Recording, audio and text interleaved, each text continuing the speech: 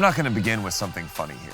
Just a heartfelt thank you to anyone watching this video. Whether you're a regular subscriber or you're just popping in to see yet another C8 Corvette review, thank you. I love Corvettes. They're a personal part of my childhood. They're the reason why I really love cars in general. And to think that I'm sitting here reviewing a C8, combining my two biggest passions in the world, which are cars and video production, still kind of blows my mind a little bit. So thanks for being here. I just want you to know that I appreciate it, and I appreciate you. And I hope you'll stick around to see more of this channel. That's all I really wanted to say to open up, so let's get on with the C8.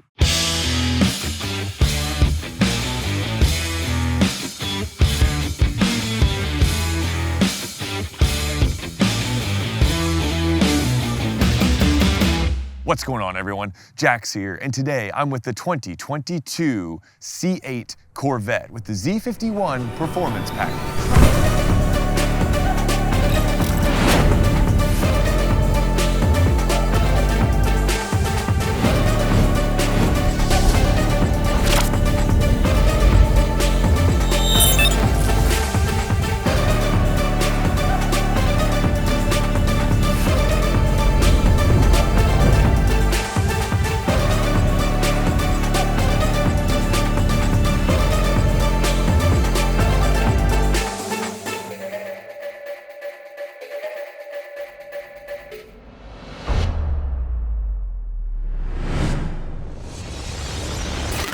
Now, much has been made about the C8 Corvette's styling, and personally, and I mean this 100% sincerely as a lifelong Corvette fan, I like the C8's styling. I think it looks fantastic. I think they knocked it out of the park because I think it looks like a natural evolution of the C7 styling to sort of the mid-engine form factor. Are there some incredible angles? Yes, absolutely. The sort of front and rear three-quarter views, which I'm hoping you're looking at now in glorious tasty B-roll, they look stunning. Are there some not as favorable angles? Well, yeah, in my opinion, I think sort of dead on straight from the front or the rear doesn't really do the C8's proportions any favors. But the overall proportions I do think fit the kind of Corvette brand look. This color is caffeine metallic, which looks surprisingly good in my opinion. Lots of people I ran into seem to agree, although I think a lot of them, to be fair, were just sort of enamored with the Corvette's presence in general. Now, would I get caffeine metallic? No, I have a torch red Corvette, so I'd probably get a torch red Corvette, although that red mist looks, that might be the way to go, to be honest.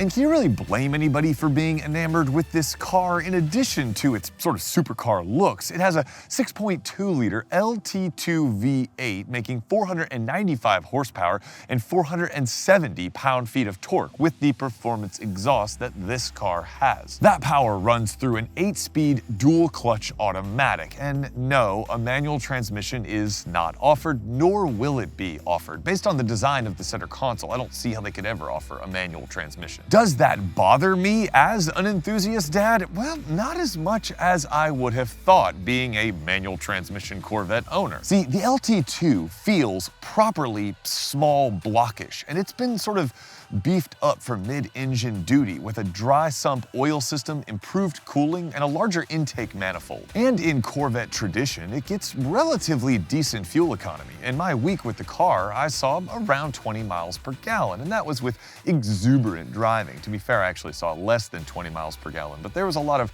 revving and camera sort of angles and running the car at idle, so let's call it 20 miles per gallon in enthusiastic driving.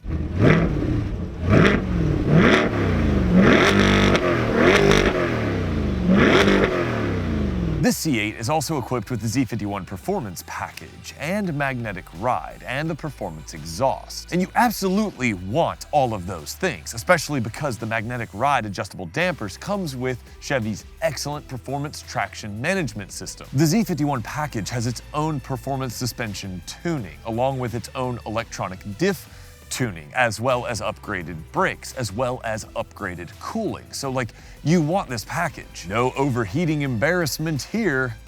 Z06, C7.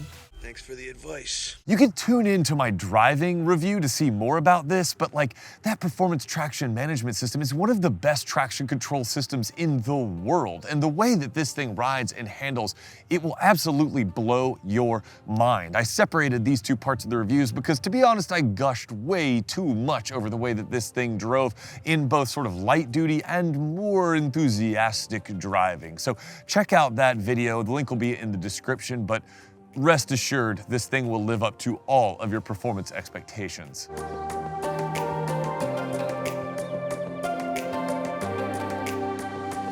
Inside, because this C8 is a 2LT model, you get heated and cooled leather seats, a heated steering wheel, and a 14-speaker Bose premium audio system. The interior materials feel pretty great all around. I mean, this is a massive step up for a General Motors interior. And as you can see, I fit just fine at 6'6". So if you are a taller individual, you might actually find that there's more space in this than there was in the C7. GM's excellent infotainment system runs through this 8-inch touchscreen, which is barely an arm's reach away.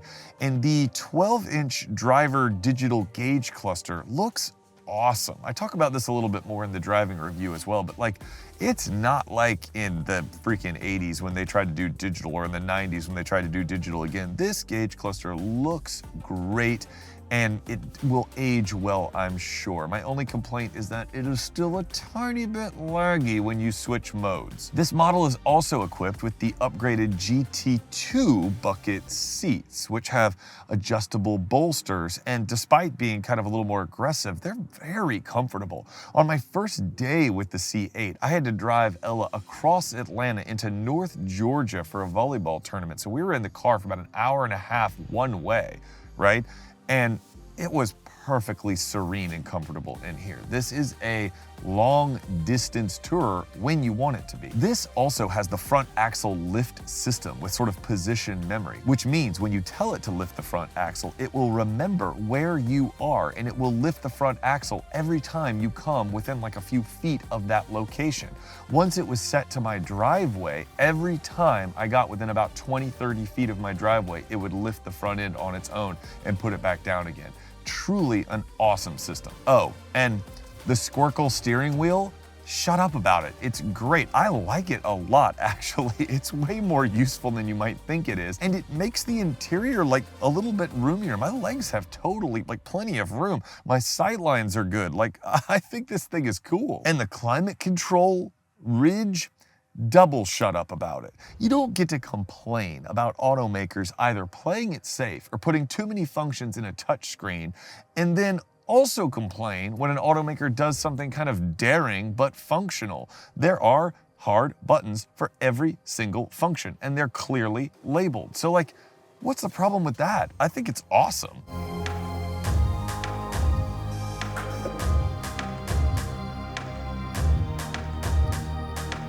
And that's the C8 in a nutshell. It's a refreshing risk from Chevy and General Motors. They could have played it safe. They could have phoned it in, but they didn't. They made something that elevates everything that the Corvette stands for, and then some. Did they make it more expensive? Well, yeah, because they had to. But in typical Corvette fashion, you're getting more for that money than you might elsewhere. And I am absolutely okay with that. The C8 is a triumph, and we are just at the beginning. There's still a Z06 coming, there's still a ZR1 or the rumored Zora coming. If you don't know who Zora Arkus-Duntov is, look it up. He's basically the father of the Corvette. And there's still the rumored hybrid or all-electric E-Ray. We're waiting to see what is going to happen with that. Suffice to say that if this is the starting point, if this is ground zero for the next generation of the Corvette, then we are in for many more amazing years. Guys, as a lifelong Corvette fan who has seen it from its beginning all the way till now, and I love all the generations, well, the C3 is okay, but I love all the generations, this makes me just unspeakably happy. This is everything I wanted it to be. And you know what? Sometimes it's okay to meet your heroes. Guys, thanks so much for watching. Thanks for being here. I don't think I can adequately convey to you that this is kind of a personal video for me. I've been waiting to get behind the wheel of the C8 ever since I started taking this channel more seriously. Even though I've reviewed far more expensive cars than this one is special to me. This one means something, and I hope that that's communicated in this video, and maybe even more so in the driving video. I didn't even do anything that crazy with it. If you didn't know, the weather here in Atlanta was miserable during my week with the C8, but go check out that video. Let me know what you think of that. Let me know what you think of this video. I truly appreciate you being here, and I will see you in the next review. All right, ride safe and drive safe. I'll see you soon. Peace.